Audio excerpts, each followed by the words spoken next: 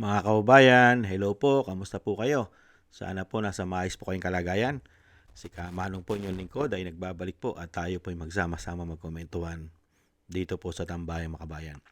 Magkomentuhan na po tayo, katatapos lang po ang day 7 ng impeachment po ng Vice President. At dito po nakita po natin at napanood na talagang wala po silang matibay na ebidensya at fishing expedition po talaga ang ginagawa nila sa Vice President.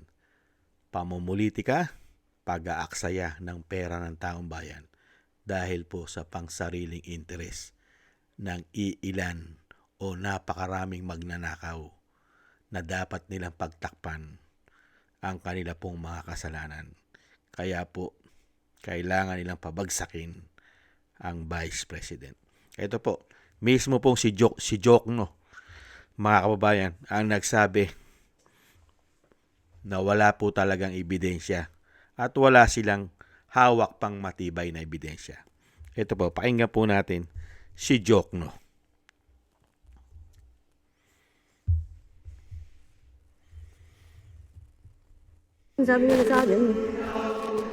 In our case, we respectfully submit, Your Honors, that we have met both the standards of relevance and materiality. The BIR records, the bank records, and the records of the Anti-Money Laundering Council are relevant to the facts in issue pertaining to the charges of unexplained wealth. Hindi po natin malalaman kung talagang merong unexplained wealth ang Vice President kung hindi natin mabubuksan yung kanyang mga bank records, kung hindi rin natin makikita at mailalatag ang anti-money laundering at PIR records po nila. In our case, we respectfully submit, Your Honors, that we have met.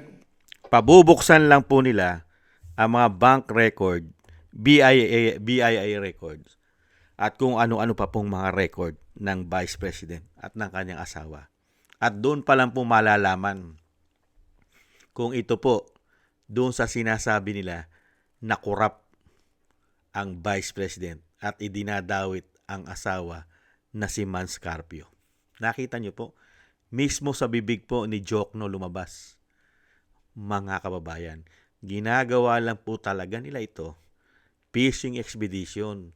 Kaya nga po narinig din po natin na sinasabi ni Atty. Poa na mula umpisa pa lang na ginagawa nila sa House of Representatives, wala po talaga silang mga dokumento na makapagpapatunay na ang Vice President at ang lahat ng ibinibintang nila sa Vice President ay totoo. May ebidensya, may supporting documents. Wala. Fishing expedition. Dahil nga po sa malawakang korupsyon na sila po ang involved di umano dahil pumutok po ang mapakalawak at sindikatong korupsyon ng flood control na ang involved po na lumalabas dahil mismo sa Cabral Files ay isang damukal na mga congressman, representative, may mga senador, hanggang Malacanang umabot po ang isyu ng korupsyon.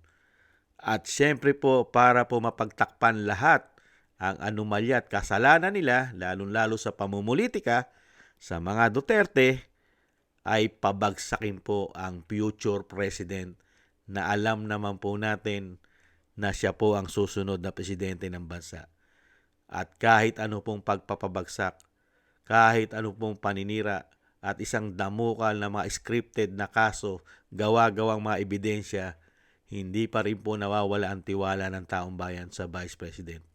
Siya pa rin po ang mas pinagkakatiwalaan ng majority ng mga Pilipino, lalong-lalo rin po ng ating mga bayaning OFW.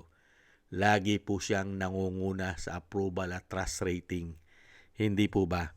Kaya nga po dito mga kababayan, alam na po natin at basang-basa na po natin. Kaya nga lang po nag-uubra ang ganitong sistema ng impeachment dahil po sa buwatan. Naging sindikato po kasi di umano ang gobyerno natin. Kaya ganito po kalalim ang sabwatan. Kahit po fishing expedition, mga kababayan, ang ginagawa nila, kahit po paninira sa Vice President, political harassment, kahit ano po ang gawin nila, ay nag-uubra po sa panahon ngayon.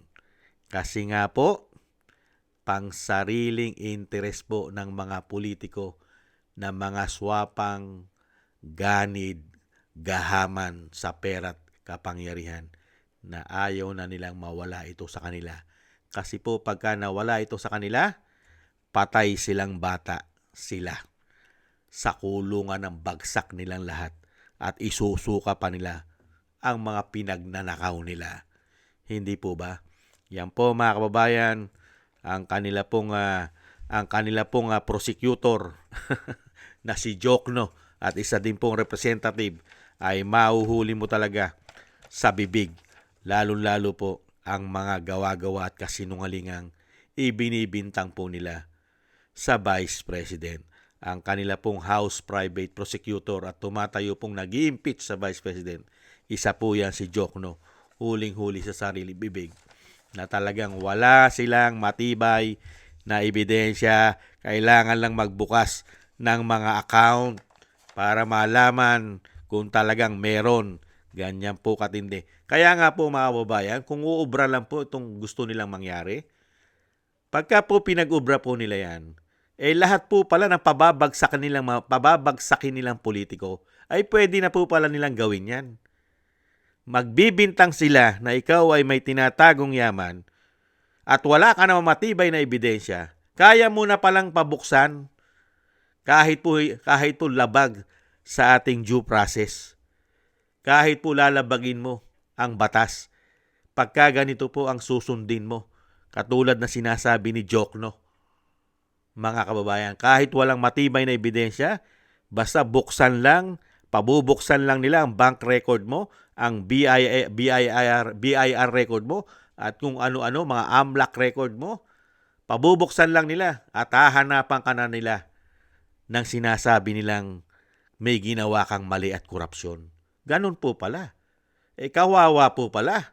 Kawawa po pala ang mangyayari sa matitino at lumalaban sa korupsyon. Kayang-kaya pala nilang pabagsakin lahat. Pagka ganito palang sistema, ang iral sa ating bansa, sistema na po ito ng batas makakaliwa.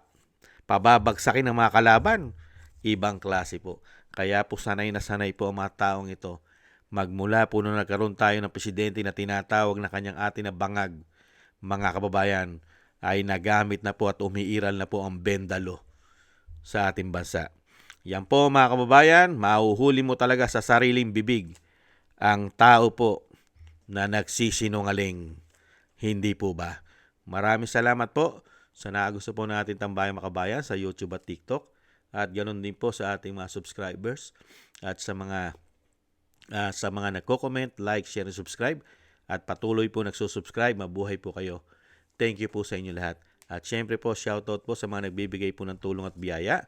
Shoutout po kay Eric Hershaw from Canada, Kingston from Hong Kong, Jake Yahut from California, USA, Gina Ray from Berlin, Germany, Julieta Silona from Sydney, Australia, Baby Roman at Ate Isa from Cagayan, Jem Aris from United Arab Emirates, ako si Pilam, Ani Jo, si Mary Natividad Blinden from Netherlands, Gayat Sena, Tatay Nick from Toronto, Canada, Jesus Valdepena, Rolando Guerrero, Milayi, Felipe Shapno from Texas, USA, Ma'am LB Sermani from North Miami, Florida, USA, at Mika Ligaspi, Frank Zamora from California, USA, at Romulo de Binagracia from Bacolod City. Shoutout po sa inyo lahat. Maraming salamat po. Ingat-ingat po kayo sa inyo po mga paggawa.